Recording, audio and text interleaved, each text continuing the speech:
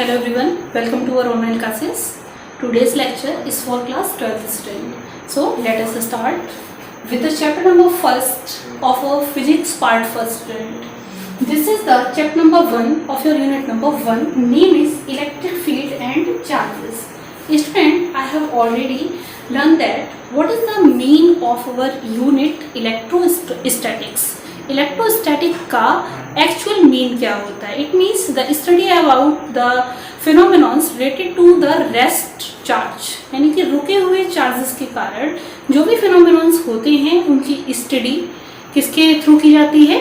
Electrostatic के through की जाती है. In this lecture we will study about the electric charge. This is the very basic term charge. आपने class 8th में charge के बारे में पढ़ा होगा, आपने क्लास 10th में चार्जेस के बारे में पढ़ा होगा, आपको हो सकता है कुछ याद हो. In this lecture we will study what is the definition of charge. Charge की डेफिनेशन क्या होती है बच्चों?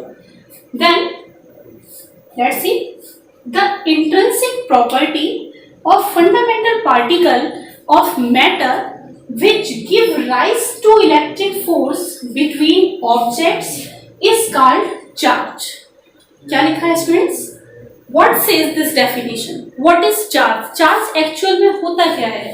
Then charge is the intrinsic property. Intrinsic in the sense आंतरिक. Intrinsic property of fundamental particle of matter.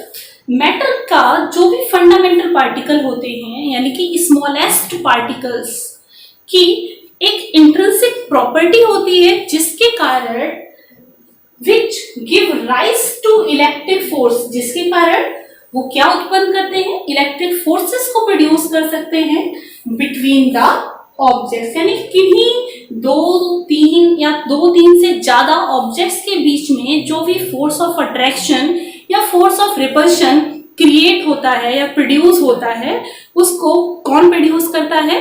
वो produce करता है charge. It means charge is the property of any particle by which it can attract or repel another particle. Okay student, the second definition of charge says that the property of any particle due to which, किसी भी particle का वह गुण जिसके कारण it produces and experiences electrical and magnetic effect, यानी कि किसी भी पार्टिकल का वह गुण जिसके कारण ये प्रोड्यूस कर सकता है या फिर एक्सपीरियंस कर सकता है. किसको?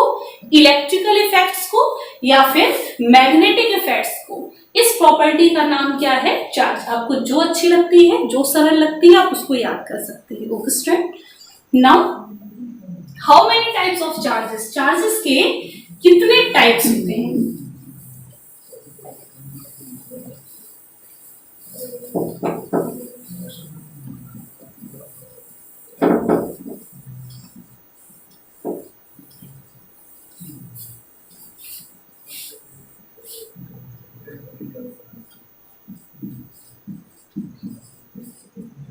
Types of charges. There are only two types of charge.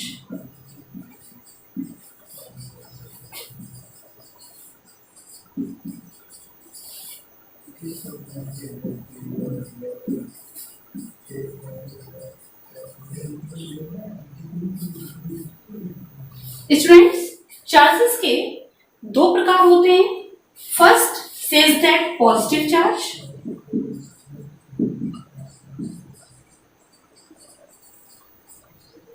second is negative charge.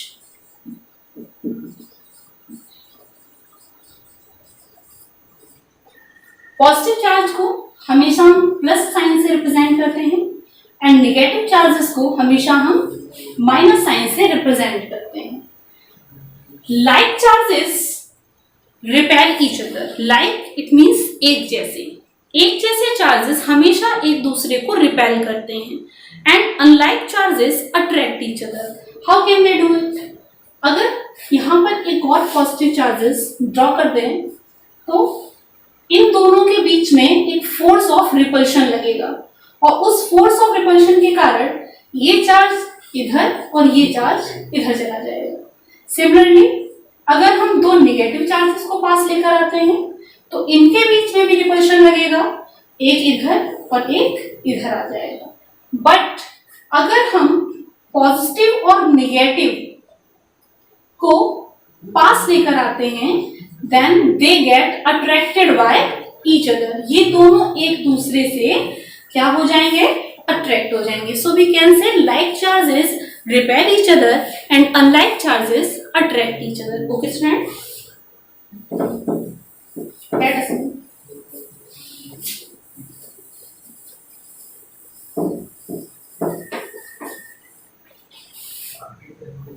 What is the unit of charge? Charge की यूनिट क्या होती है? इट मीन्स हम चार्ज को किस फंडामेंटल क्वांटिटी में नापते हैं, कि मतलब चार्जेस की जो यूनिट है हम इसका मेजरमेंट किस में करते हैं? Then the unit of charge is coulomb, COULOMV, coulomb, and represented by letter C. Okay student, this is the MKS unit. Now CGS unit of charge. CGS unit of charge is ESU. 1 coulomb equals to 3 to 10 to the power 9 ESU. Okay student? Let us move on the fourth topic. Fourth topic is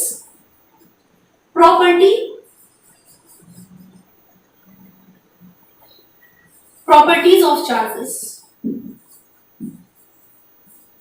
charges की properties क्या होते हैं? There are so many properties related to charges friend.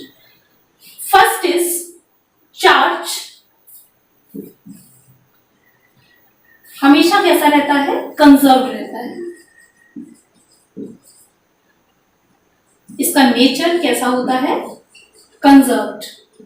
Conserved it means charge can neither be created nor be destroyed.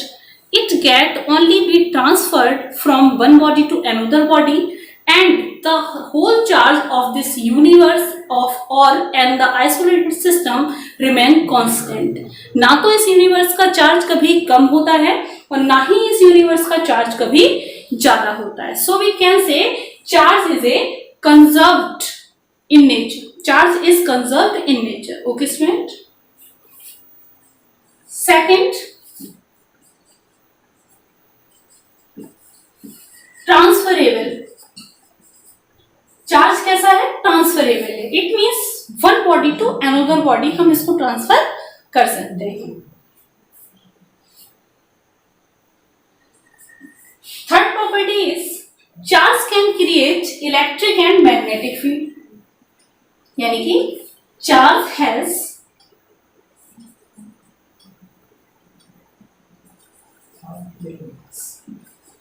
its own electric and magnetic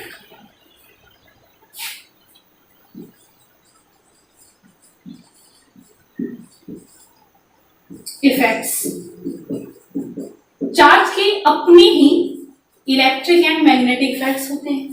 it means एक charge अपना ही एक electric field generate कर सकता है और खुद में ही magnetic field को क्रिएट कर सकता है. ओके स्टूडेंट्स, इसी तरह चार्जेस की बहुत सारी प्रॉपर्टीज हैं.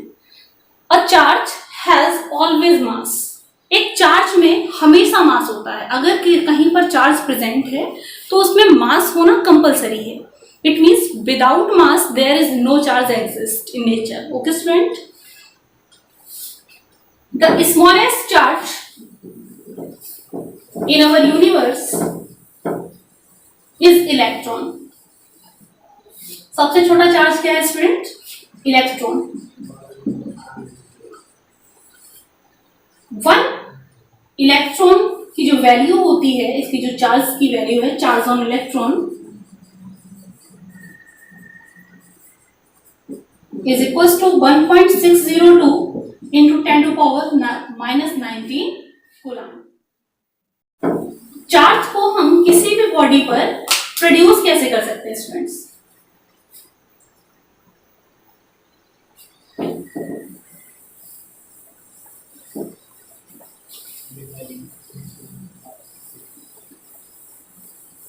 There are three methods to produce a charge on a body.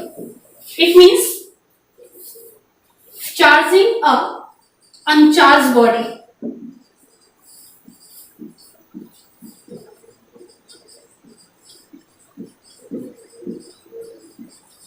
किसी भी बॉडी को चार्ज करने के लिए कितने मेथड्स हैं? There are three methods.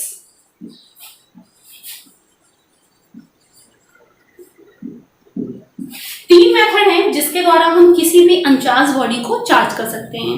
First method is very simple, which is known as friction. पहला मेथड स्टूडेंट क्या है? Friction. Second method is conduction and third method is induction. There are three methods of charging a body.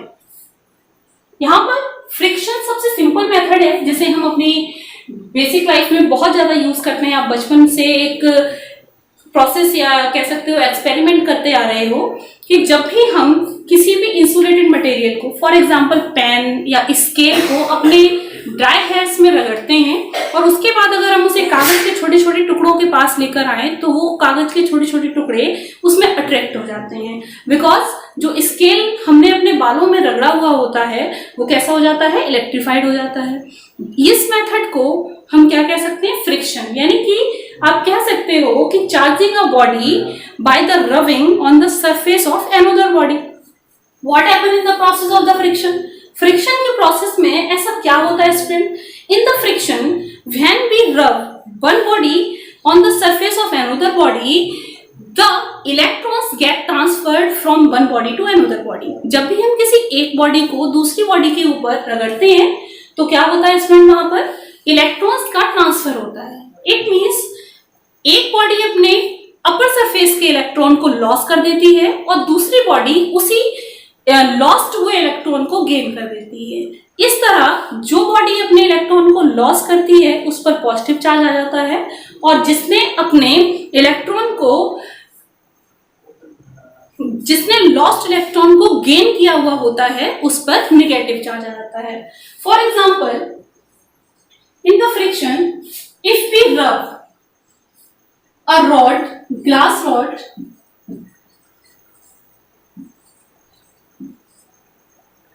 with the silk cloth. अगर हम silk के कपड़े पर किसी glass की रॉड को रगड़ते हैं तो ग्लास की रॉड से इलेक्ट्रॉन लॉस होकर सिल्क की क्लॉथ पर डिपॉजिट हो जाते हैं. इस तरह जो ग्लास रॉड होती है वो आफ्टर रबिंग पॉजिटिव चार्ज हो जाती है और जो सिल्क क्लॉथ है वो आफ्टर रबिंग निगेटिव चार्ज हो जाता है. Okay student. Second example, if we rub an ebonite rod. Ebonite एक मटेरियल होता है जिसको जनरली हम पेन वगैरह बनाने में, जिस तरह की आप कह सकते हो एक सॉलिड प्लास्टिक होती है, वो आपका एबोनाइट ही होता है. आप देख सकते हैं गूगल पे जाके what is the nature and what ebonite look like. Okay student. तो जब हम एबोनाइट की रॉड को किसी वुलन क्लॉथ पर रगड़ते हैं, ये कोई वुलन का क्लॉथ है, तो वुलन क्लॉथ के इलेक्ट्रॉन्स एबोनाइट की रॉड पर डिपॉजिट हो जाते हैं. जिस तरह एबोनाइट की रॉड नेगेटिव चार्ज हो जाती है और जो हमारा वुलन क्लॉथ होता है वो पॉजिटिवली चार्ज हो जाता है. It means we can say that the body which loses its electron have the positive charge and the body which gain the lost electron have the negative charge. Okay student? This is the method of friction. Now come to on the conduction. Conduction क्या होता है student? Conduction it means the method of charging a body While touching the method of charging a uncharged body while touching to a charged body, it means किसी भी uncharged body को जब हम किसी charged body के contact में लेकर आते हैं, कैसे देखिएगा।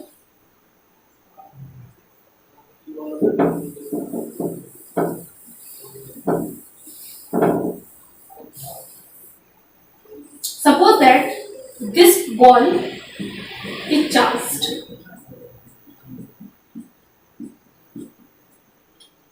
and this is a uncharged ball which have no charge. If this ball comes to contact with the charged ball, for example this ball have the 3 coulomb charge, अगर हम इस अनचार्ज बॉल को इस चार्ज बॉल से touch करेंगे तो क्या होगा स्टूडेंट, इसके इलेक्ट्रॉन इस बॉल पर डिपॉजिट होना शुरू हो जाएंगे। इट मींस जब तक हम इन दोनों को कांटेक्ट में रखेंगे तब तक इस पर ट्रांसफर ऑफ इलेक्ट्रॉन होता रहेगा और इस होल सिस्टम का चार्ज अभी कितना है, 3 कूलम। अगर हम इन दोनों बॉल्स को टच करने के बाद अलग कर लेते हैं, then this 3 coulomb charge equally divides in the both balls. It means it has 3/2 coulomb charge and it has also the 3/2 coulomb charge. आपने देखा कि पहले इस चार्ज बॉडी पर 3 कूलम चार्ज था और ये बॉडी बिल्कुल कैसी थी, अनचार्ज थी। जब हमने इस अनचार्ज बॉडी को इस चार्ज बॉडी के कांटेक्ट में लेकर आए तो क्या हुआ, इस बॉडी के चार्जेस इस बॉडी पर ट्रांसफर होना शुरू हो गए और ये ट्रांसफर तब तक चला जब तक दोनों ही बॉडी के चार्जेस इक्वल नहीं हो गए। जैसे ही हम इन दोनों बॉडीज को टच करा के सेपरेट करेंगे तब इन दोनों का जो टोटल सिस्टम का चार्ज 3 कूलम था वो दोनों ही ऑब्जेक्ट पर हाफ हाफ डिवाइड हो जाएगा। यू कैन सी दैट इस बॉल पर भी 3/2 कूलम चार्ज आ गया है और इस बॉल पर भी 3/2 कूलम चार्ज आ गया। Okay student, this is the second method. Okay, now come to on the third method. This method is very important to us. So student, this method we will study in our next lecture. Okay student?